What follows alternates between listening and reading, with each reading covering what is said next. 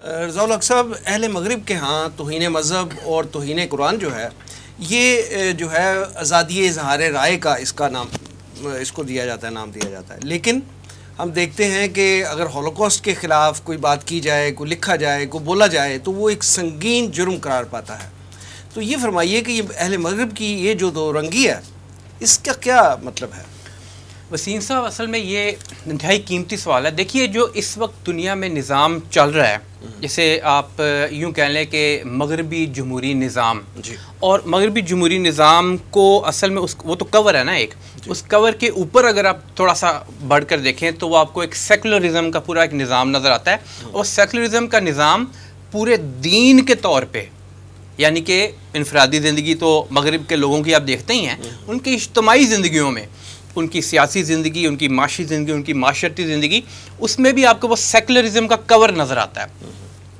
अच्छा, सेकुलरिज़म से के साथ साथ वहाँ पे लिबरलिज़म का भी इस वक्त सिक्का चल रहा है, और इन दोनों को जब मिला के आप देखते हैं, और इसके नीचे इन छतरियों के नीचे जब आप देखते हैं मुख्तलिफ़ चीज़ों को, तो वो पूरा निज़ाम डिज़ाइन ही इस तरह किया गया है कि उन्होंने अपने मुफादात को हासिल करना है। उनके मुफादात क्या हैं? नंबर एक, जो खुदा और वही के मामलात हैं, और फिर उसके साथ अटैच्ड जितनी चीज़ें होती हैं। अटैच्ड क्या चीज़ें होती हैं? अल्लाह के रसूल अलैहिस्सलाम, अल्लाह ताला की तरफ से वही से मुराद ये, फिर जो इल्हामी कोई भी किताबें आई हैं या इल्हामी गाइडलाइंस आई हैं लोगों के लिए किस तरह ज़िंदगी गुजारनी है, चाहे इनफरादी सतह पर, चाहे इज्तिमाई सतह पे हो, उनको बिल्कुल उन्होंने they throw it out of the window. वो कहते हैं कि सब कुछ इंसान ख़ुद तय करेंगे, अल्लाह ताला का या रब का, खुदा का कोई तसव्वुर नहीं होगा, ख़ास तौर पे उनके सिविल मामलात के अंदर, उनके स्टेट के मामलात के अंदर। अच्छा, जब वो ये बात करते हैं तो इससे आगे बढ़ के देखते हैं अगर आप, तो साफ ये दिखाई देता है कि फिर जो ताकत का मंबा है, जो ताकत में है, जो इन पावर हैं पूरी दुनिया के अंदर, अच्छा, एक तो वो अपनी पॉलिटिकल आइडियोलॉजी जो है वो भी सब के ऊपर नाफिज करेंगे, या कम से कम कोशिश ज़रूर करेंगे। और हमने देखा कि उनका जो सियासी निज़ाम है वो पूरी दुनिया के ऊपर राइज किया जा चुका है तकरीबन, कमोबेश। मुसलमानों को पास एक निज़ाम हुआ करता था खिलाफत, उसका कहीं नामो निशान नहीं। आप यहीं से मिसाल ले लें। यही बात आप कह सकते हैं दीगर निज़ामों के हवाले से जो कि माशी और माशरती सतह पे होते हैं। एक तो ये टॉप लेवल के निज़ाम है।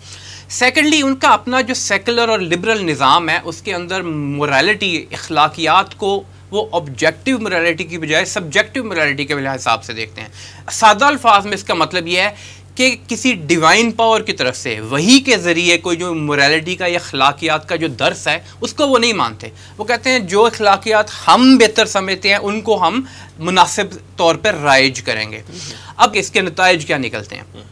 साथ साथ इसके एक तीसरी बात भी मिला लेते हैं कि ये गलत और सही का तस्वुर भी फिर जो है वो अपनी मर्ज़ी से करते हैं। जब वो पूरा एक सिस्टम के तौर पे पूरी दुनिया में राइज करने की कोशिश करते हैं। अब जब हम मगरिब की बात करते हैं तो आप मिसाल ले लें पूरे मगरबी यूरोप की, अमेरिका की, और उनके ज़ेर साया परवरिश पाने वाली ताकतों की।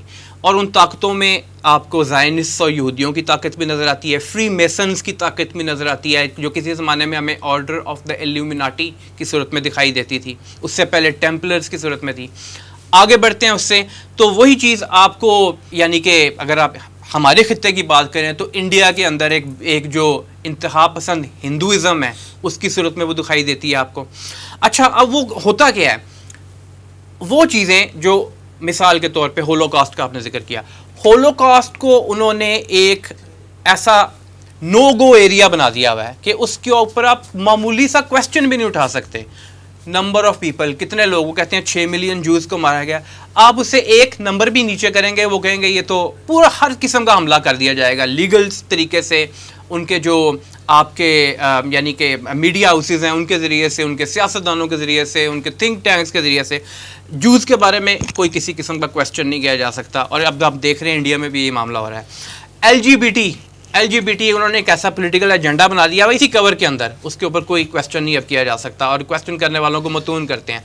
ये जो आपका फेमिनिज़म की पूरी एक सोच है इसके ऊपर कोई किसी किस्म की अब बात नहीं हो सकती, मानना पड़ेगा आपको। दूसरी तरफ जब आप उन्होंने लाइन ड्रॉ की, वो चीज़ें जिनको हर सूरत में बुरा ही कहा जाना है, अब उसमें ये इसराइल जो मर्ज़ी करता फिरे, वो फ़लस्तीनियों को मारे, जैसे मर्जी उनके ह्यूमन राइट्स ख़त्म करे, कोई क्वेश्चन नहीं करेगा, कोई एक्शन कम अज़ कम नहीं लिया जाएगा उसके ऊपर। यही मामला भारत में होगा, म्यांमार में होगा। यार ये मुसलमान टारगेट है, टारगेट नंबर 1 है। तो at the end of the day बात वही आ जाती है, ये दो रंगी जो आप जिसका जिक्र कर रहे हैं, इसकी वजह ही ये है कि उन्होंने 2 लाइंस ड्रॉ कर दी हैं। एक है इस्लाम, उसके अगेंस्ट हर किस्म की कार्रवाई करनी है। एक है दूसरा वो जो कि इस वक्त ताकत के अंदर ग्रो मौजूद है, वो अपने मुफाद के लिए सब कुछ करेगा। ठीक है।